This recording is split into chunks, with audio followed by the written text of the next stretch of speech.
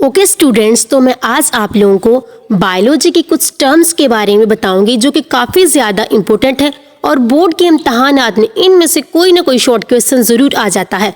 In term में diffusion, facilitated diffusion, osmosis, filtration, active transport, passive transport, endocytosis और exocytosis आ जाता है। In terms की डेफिनेशंस और एग्जांपल्स मैं आपको समझाऊंगी, तो चलिए वीडियो को स्टार्ट करते हैं। फर्स्ट टर्म है हमारे पास डिफ्यूजन। डिफ्यूजन एक ऐसा प्रोसेस है जिसमें पार्टिकल्स या molecules area of the high concentration से area of the low concentration की तरफ मूव करते हैं। इस प्रोसेस को हम डिफ्यूजन कहते हैं। फॉर एग्जाम्पल, अगर हम परफ्यूम लगाएं तो उसकी सेंट या उसकी खुशबू पूरे रूम में फैल जाती है। ये डिफ्यूजन की बेस्ट एग्जाम्पल है। इसके अलावा अगर हम कोई मज़ेदार सी डिश बनाएं तो उसकी खुशबू भी पूरे घर में फैल जाती है। ये भी डिफ्यूजन की एग्जाम्पल है। सेकंड टर्म है हमारे पास फैसिलिटेटेड डिफ्यूजन। ये भी डिफ्यूजन की ही एक टाइप है जिसमें molecules area of the high concentration से area of the low concentration की तरफ मूव करते हैं, बट इसमें स्पेसिफिक प्रोटीन्स यूज होती हैं।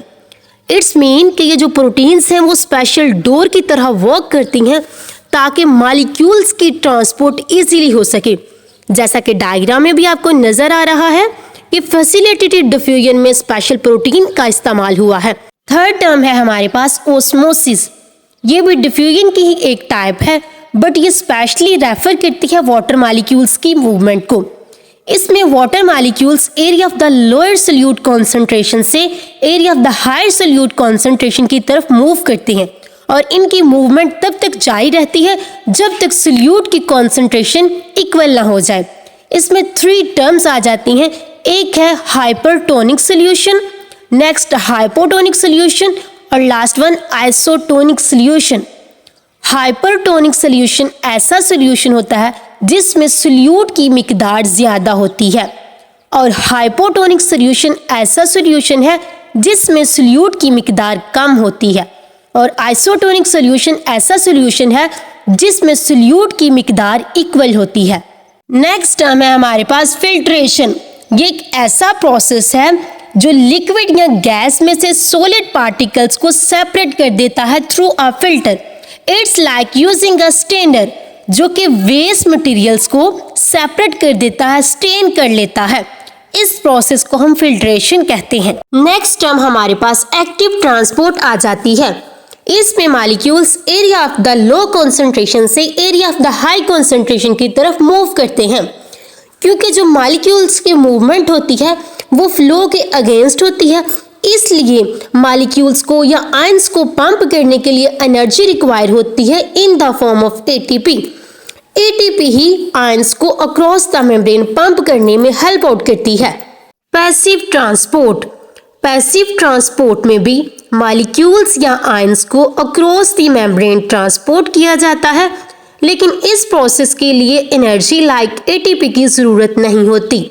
Diffusion, osmosis and facilitated diffusion ये तमाम पैसिव ट्रांसपोर्ट की ही एग्जांपल्स हैं। एंडोसाइटोसिस ये एक ऐसा प्रोसेस है जिसमें सेल पार्टिकल्स या मॉलिक्यूल्स को इंगल्फ कर लेते हैं with its cell membrane. Means कि ये सेल मेम्ब्रेन की पॉकेट क्रिएट कर लेते हैं और जो भी स्टफ इन्हें रिक्वायर्ड होता है उसको ये इनटेक कर लेते हैं। एंडोसाइटोसिस की 2 टाइप्स हैं, फैगोसाइटोसिस एंड पिनोसाइटोसिस। फैगोसाइटोसिस का मतलब है कि सॉलिड पार्टिकल्स को इंगल्फ करना और पिनोसाइटोसिस का मतलब है लिक्विड ड्रॉपलेट्स को इंगल्फ करना। एक्सोसाइटोसिस एंडोसाइटोसिस से बिल्कुल ऑपोजिट प्रोसेस है। मीन्स कि ये ऐसा प्रोसेस है जिसमें सेल मॉलिक्यूल्स या पार्टिकल्स को अपनी बॉडी से एक्सपेल कर देते हैं। इसमें कुछ वेसिकल्स या स्मॉल सैक्स होते हैं जो कि सेल मेम्ब्रेन के साथ फ्यूज होकर अपना content outside of the cell expel कर देते हैं with the help of cell membrane. It's mean कि ये ऐसा कंटेंट होता है जिसकी सेल को मजीद ज़रूरत नहीं होती। एक्सोसाइटोसिस की डायग्राम भी दी गई है जिसमें वेसिकल आपको नजर आ रही होगी, उसके अंदर कंटेंट है। जैसे ही वेसिकल सेल मेम्ब्रेन के साथ फ्यूज हुई उसका content outside of the cell expel कर दिया गया है। Thanks for watching. काइंडली मेरे चैनल को सब्सक्राइब करना मत भूलिएगा ताकि इस तरह की मजीद वीडियोस आप तक पहुंच सकें।